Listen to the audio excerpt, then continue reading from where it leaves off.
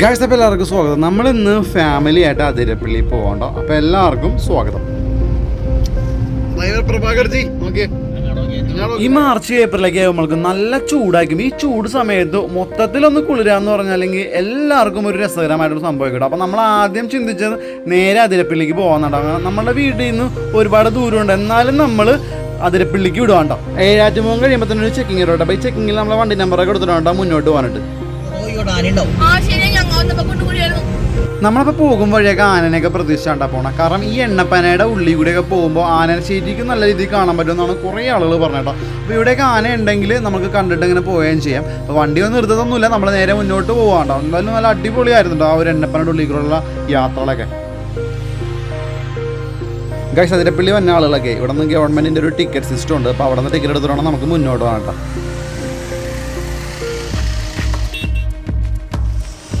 Guys, 340 രൂപ കേട്ടോ, 5 പേർക്കും വണ്ടിക്ക് 40 രൂപ.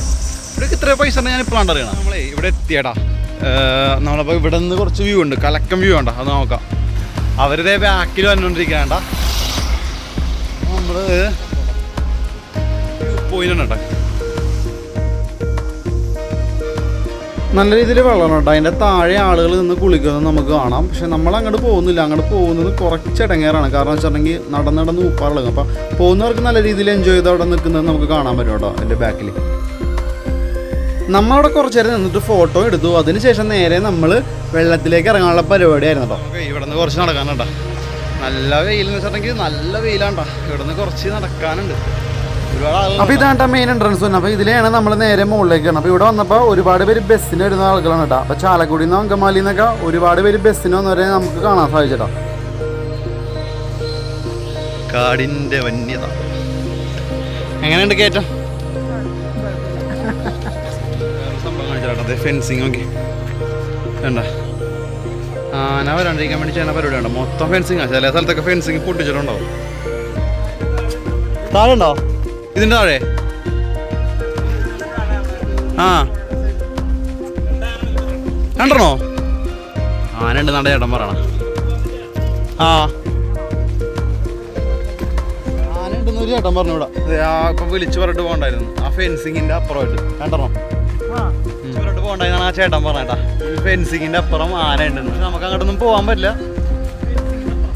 ഞാനിപ്പോൾ കുറേ കാലമായിട്ട് ഇവിടെ വന്നിട്ട് അതിരപ്പള്ളിക്ക് ഈ റോഡുകളൊക്കെ തന്നെ ഭയങ്കര വ്യത്യാസം. മുമ്പ് ഞാൻ വരുമ്പോഴൊക്കെ ഇവിടെ കല്ലും മുള്ളുമൊക്കെ ആ ഒരു സെറ്റപ്പായിരുന്നു. ഇപ്പോൾ ശരിക്കും നടപ്പാത തന്നെയുണ്ട് ശരിക്കും കേട്ടോ. ആ ഒരു സെറ്റപ്പാണ് ഇവിടെ. അടിപൊളിയായിട്ട് എന്താ പറയുക, ഒരുപാട് മാറിപ്പോയി ഇവിടെ. ഇത്രയും ട്രിപ്പ് പോകുമ്പോൾ ഒരു പ്രത്യേകത വെച്ചിട്ടുണ്ടെങ്കിൽ എന്തെങ്കിലും വന്യമൃഗങ്ങളെ മറ്റോ കാണാൻ കഴിയുകയാണെങ്കിൽ അത് ഏറ്റവും അടിപൊളിയായിരിക്കോട്ടെ. പക്ഷേ നമ്മളതും പ്രതീക്ഷിച്ച് പോയെങ്കിലും ഒന്നും കാണാൻ സാധിച്ചില്ല കേട്ടോ. ഈ വഴി പോവുകയാണെങ്കിൽ നമ്മൾ മറ്റേ ഫിലിമൊക്കെ ഷൂട്ട് ചെയ്ത സ്ഥലം കാണാം. ഏറ്റവും അടിപൊളി കുറച്ച് ശാമനോട്ടാ. അപ്പോൾ അത് മാത്രം നല്ല വെയിലുമാണ് അവിടെ. അപ്പോൾ എന്തായാലും ഇറങ്ങാൻ പറ്റിയ ഒരു കണ്ടീഷനാണ്. അധികം വെള്ളമൊന്നും ഇല്ല, എന്നാലും നല്ല ചൂടാണ്ട്. ചെരുപ്പില്ലാണ്ട് പോവുകയാണെങ്കിൽ കാല് പൊള്ളി പോകും. അമ്മാതിരി ചൂടാണ്. മഴയിൽ നിന്നൊക്കെ ഇറങ്ങി അവിടെ ശരിക്കും വെള്ളച്ചാട്ടം നടന്നൊരു ഫോട്ടോ എടുക്കാൻ പറ്റുമോ നോക്കട്ടെ. കാരണം ഇറക്കവും ഭയങ്കര സീനാണ്. ഇത് കണ്ട, ഇവിടെയൊക്കെ ശരിക്കും നല്ല മഴക്കാലത്ത് ഫുള്ള് വെള്ളം വന്ന സ്ഥലമുണ്ടോ. ഇവിടെയൊക്കെ വരെ വെള്ളം ചാടുന്ന സ്ഥലമാണ് ശരിക്കും. എത്ര മഴവെള്ളപ്പാച്ചിലും അതുപോലെ തന്നെ കുത്തൊഴുക്കിലും ഒഴുകിപ്പോകാത്ത ആ ഒരു വീടാണ്ടാ നിങ്ങൾ ആ കാണുന്ന. പല വീഡിയോസിലും നിങ്ങൾ ആ വീട് കണ്ടിട്ടുണ്ടാവും. അതാണ്ടാ നിൽക്കുന്നത്. ഇതാണ് ഞാൻ നേരത്തെ പറഞ്ഞത്, താഴേക്ക് ആളുകൾ ചെന്നിട്ട് നല്ല അടിപൊളി കാഴ്ചകൾ കാണുന്ന സ്ഥലം കേട്ടോ. ആളുകളൊക്കെ അങ്ങോട്ട് മതിമറന്ന് കുളിക്കുക വേണ്ട. അജു ഭയങ്കര വൈബാണ്ടാ. ഒരു പൊടി കൊച്ചാട്ടിരിക്കണ പുള്ളിക്കാരി.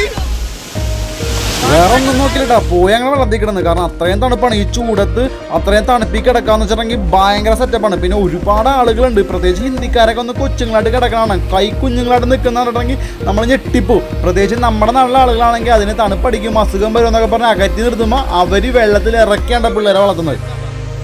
അതിനപ്പുറത്തേക്കൊന്നും പോകാൻ പറ്റില്ല. എന്നാലും നൈസ് വ്യൂ ഉണ്ട്. ഇപ്പോഴത്തെ ഒന്ന് വെയിലൊക്കെ ആറിട്ടുണ്ട്. കലക്കണം. അമ്മ അച്ചൊക്കെ അവിടെ കിടക്കണേട്ടാ ഇവിടെ. അച്ചു അപ്പൊ പറ്റുന്നവരൊക്കെ ഇവിടെ വരാട്ടോ. കാരണം ഈ ചൂടത്ത് നല്ലൊരു റിലീഫ് ആയിരിക്കും. പിന്നെ വരുന്ന ആളുകൾ സേഫ് ആൻഡ് സെക്യൂർ ആയിട്ട് വന്നോട്ടാ. എങ്ങനെ ഉണ്ടായിരുന്നു? അടിപൊളിയായിരുന്നു. നമ്മളെ കുളിച്ചൊരുവിധം എന്താ പറയുക ഒരുപാട് നേരം കിടന്നിട്ട് 3-4 മണിക്കൂർ എടുക്കും. അപ്പം പയ്യനെ നിർത്തി അതിരപ്പള്ളിയിൽ നിന്ന് കയറിയിരുന്നു കേട്ടോ. അടിപൊളിയൊരു ട്രിപ്പായിരുന്നു. ഇപ്പം നല്ല വെയിലായിരുന്നു കേട്ടോ. വന്നപ്പോഴും വെയിലുണ്ടായിരുന്നു, എന്നാലും നല്ല ചൂടായിട്ടുണ്ട്. ഈ റാമ്പ് കണ്ട ഞാനേ ശരിക്കും ആലോചിച്ചത് എന്തിനു വേണ്ടിയിട്ടാണ്. അപ്പോൾ ഡിസേബിൾ ആയിട്ടുള്ള ആളുകൾക്കും അതിരപ്പള്ളിയിൽ എൻജോയ് ചെയ്യാനുണ്ട്. അത് നല്ലൊരു സംഭവമാണ് ശരിക്കും പറഞ്ഞിട്ടുണ്ടെങ്കിൽ. കാരണം അങ്ങനെയുള്ള ആളുകൾക്കും അല്ലാത്ത രീതിയാണെങ്കിൽ കൊണ്ടുവരാനൊക്കെ ഭയങ്കര ബുദ്ധിമുട്ടായിരിക്കും. അപ്പോൾ ഇങ്ങനെ റാമ്പ് ഉണ്ടെങ്കിൽ ആ ഒരു ഇതിനകത്ത് കൊണ്ടുവരാം. അപ്പോൾ എന്തായാലും അത് അടിപൊളിയാണ്ട. അപ്പോൾ ഞങ്ങൾ പോവുകയാണ്. അടിപൊളി ട്രിപ്പായിരുന്നു. പ്രത്യേകിച്ച് ചൂടത്ത് മൊത്തത്തിലൊന്ന് കൂളാവാനൊക്കെ സൂപ്പറായിരുന്നു. കാടിൻ്റെ വൈബിൽ അതിരപ്പള്ളിയിൽ മാറ്ററിലൊക്കെ എൻജോയ് ചെയ്ത് സൂപ്പറായിരുന്നു. പറ്റുന്നവരൊക്കെ വരാട്ടോ. ബൈ.